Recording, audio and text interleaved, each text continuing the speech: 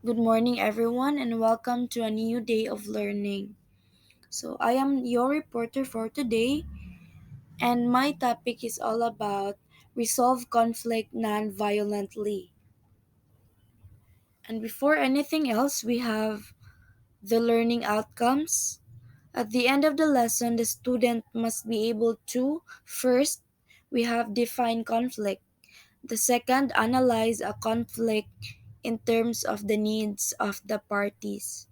The third one, value constructive conflict resolution. And the last one, explain the steps of effective conflict resolution. According to Helena Cornelius and Shoshana Fire, being willing to resolve a problem does not mean you aren't right. It means you give up making the other person wrong by wiping the slate clean and make a fresh start with each other. So here in the statement is that instead of getting the conflict bigger, or when someone is disagreeing with you, you will choose peace. You will choose your friendship over that conflict, over that certain thing na inyohang giawayan or nag-disagree mo. Kay preserving your status or your personal opinion is not helpful in this situation, no. It's not healthy to compete, and it's not a good thing here. So if you really want to keep your relationship harmonious, you will choose peace over anything else, over fighting or conflict or making the conflict bigger. So don't make big deal out of it. So let's proceed. What is conflict? A conflict is a serious disagreement or argument. A conflict is a struggle or an opposition. The word conflict tends to generate images of anger, fighting, and other ugly thoughts that leave people bruised and beaten. Conflict isn't uncommon in the workplace, and it isn't always good, but it isn't always a bad thing either. So yeah, that's why we have this thing called own opinions or own ideas. We have different interpretations to certain things, and that's why we have to respect each other's differences or opinions. So if you have a conflict on someone, dapat storyahan na ninyo right away because conflict may tend to grow over time due to different cultural values and beliefs. Kay, di ba, daghan klase-klase tag stand sa life. Natay mga principles, nga mga gituuhan. So, nadyo mga panahon na magka-conflict jud ang isa ka tao. So, a conflict is a struggle and a clash of interest, opinions, and even principles. So, conflict will always be found. It can be found in your home, with your family, or in your school, with your friends or classmates, or even your religion, sa inyong simbahan. And it may vary to personal or racial or political and international. Conflict may also be emotional and intellectual. So, what causes conflict? Commodities at stake, object land, money, opportunities at stake, opportunity for gain and privileges, principle and values at stake, religious beliefs, ideologies, cultural values, territory at stake, house, land, physical space, road, status, relationship at stake, trust, promise, personality clashes. So when we look at the bigger picture and reality, daghan jud pwede maugatan or causes sa conflict. Kay gani, we have different opinions. And dili sa tanang panahon na ma-agree ta sa ipaingon sa isa ka tao or sa ilang gipang buhat. So sometimes napoy time nga kanang mo disagree ta kay siguro dili na to bet or dili maayo ilahang ginaingon or ginabuhat. So dira mag-start ang conflict.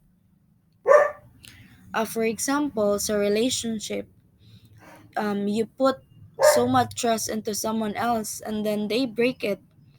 So, di ba, dira mag-start ang conflict na din mga naada yun mga phrases na manggawas nga I trusted you or mga unsa ba, and if wala na siya na-address right away, mag-result yun na siya sa kanang away na gyud or worst kay magbulag yun mo. So we have here the three components of conflict. The first one is situation. So mo ni ang first scenario sa asa mag-start ang conflict. So where the conflicting parties view each other as competitors or having mutual competitive interest or wants. For example, sa classroom, pareha mo gusto mahayas sa exam. And then, same goal, same inyong goal ba nga mag-top. And then, here comes the attitude. Pag mahayas to ang isa, then ma-frustrate din ka, lain na din imong tan-aw sa iyaha. So dira jud mag-start ang conflict, and then here comes the behavior. Mo na ni ang kanang mag-backstab na ka sa iyaha, mag-threaten na ka, di na ka ganahan sa iyaha. So makita na sa imong behavior nga naadyo kay um, dili ganahan sa iyaha. So mo jud na siya ang pag-start sa conflict.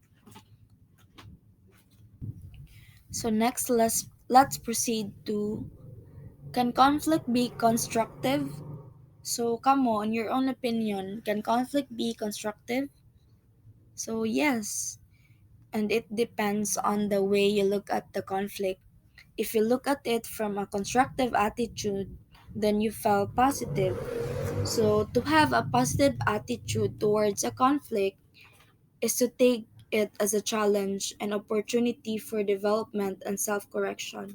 So, next time you are confronted with a conflict, ask yourself, what are the opportunities it can bring for me? How can I develop myself through this situation? What is the learning it brings for me? So, in every conflict, there is a lesson. It is for you to grow maturely, it is for you to grow how to decide or how to balance your opinions. It is for you to seek peace more than the conflict. It is choosing peace over anything else. So conflict become destructive simply because of the lack of skills in handling them. So if they are handled properly towards positive result, it will bring growth and renewed relationship, sense of fun, and self-confidence. So destructive conflict occurs when the value of the conflict is not understood, and when you react with negative emotions. So og dili jud ka gusto og negative imong pagsabot sa conflict, og dili ka gusto ma-resolve. So yeah, negative jud ang result, destructive jud siya. It can result na maguba inyong friendship or madaotan nimo ang isa ka tao. So it is really important to have shining attitudes every time, because at the end of the day, mulabay ra jud ang mga conflict ug mga away-away, no? The important thing is you choose peace of mind over anything else. Okay, let's proceed in a constructive approach to conflict resolution. First one, we have control your negative emotions, and followed by listen actively, speak efficiently, deal with the other as a person with a problem, need, and human reaction. Face the issue directly and precisely. Separate the problem from the person and adopt a problem solving approach.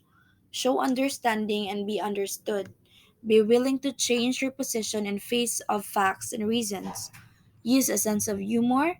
Generate alternatives acceptable to both you and other person. Speak to the point. Use interpersonal skills and be persistent. So no need to explain no kanang masabtan jud siya dayon. So the most important thing is kanang sa pag-use og interpersonal skills no like kanang sharing, cooperating, and listening, um, using manners every time, following directions, or respecting personal space. So conflict can be resolved in variety of ways, including kanang negotiations or pwede pod kanang heart-to-heart talk. And for me, ang pinaka-importante jud na important key sa pag-resolve sa conflict kay listening, because the ability to listen, each side should have the option to explain its role in the conflict and then listen to other involved.